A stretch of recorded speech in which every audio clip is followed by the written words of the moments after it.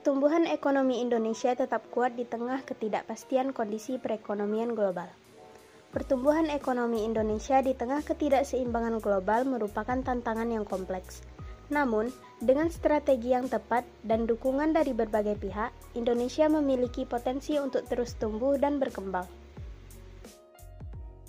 Sisi lapangan usaha terdiri dari 3. Yang pertama, industri pengolahan. Industri pengolahan adalah suatu kegiatan ekonomi yang melakukan kegiatan mengubah suatu barang dasar secara mekanis, kimia, atau dengan tangan, sehingga menjadi barang jadi atau barang setengah jadi yang memiliki nilai yang lebih tinggi. Yang kedua, perdagangan besar dan perdagangan eceran.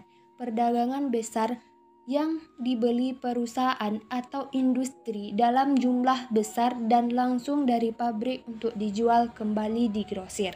Perdagangan eceran membeli dari perdagangan besar dan menjualnya secara langsung ke konsumen secara eceran. Yang ketiga, konstruksi adalah teknik pembangunan berupa bangunan gedung dan bangunan sipil, khususnya dengan disiplin profesional yang bisa digunakan untuk mendesain dan membangun infrastruktur. Sekarang kita lihat dari sisi pengeluaran. Salah satu komponen terbesar yang mendorong pertumbuhan ekonomi Indonesia adalah konsumsi rumah tangga.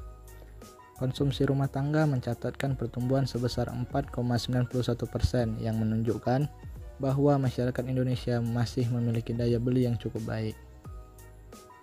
Peningkatan konsumsi ini didorong oleh beberapa faktor seperti mobilitas masyarakat yang terus meningkat pasca pandemi, serta keyakinan konsumen yang masih stabil terhadap perekonomian.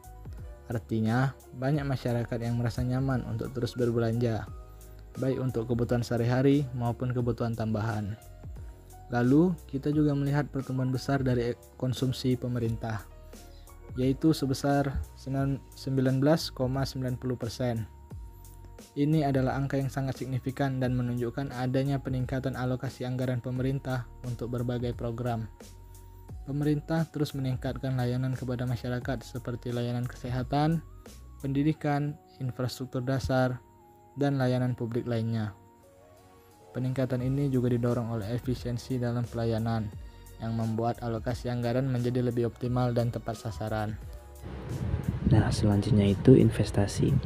Investasi meningkat seiring dengan berlanjutnya pembangunan infrastruktur pemerintah di berbagai wilayah Indonesia. Contohnya termasuk proyek pembangunan infrastruktur di IKN Kalimantan Timur. Yang terakhir itu ekspor. Ekspor disebabkan oleh peningkatan permintaan luar negeri, peningkatan produksi dalam negeri, perubahan dalam ketentuan perdagangan, dan pengurangan biaya transaksi internasional. Can't we just stay here? 'Cause in this kind of weather, what could it be better? Just come right on over and make yourself comfy and lay your head on me. Tonight we stay sober, 'cause Santa Party's in the pouring rain.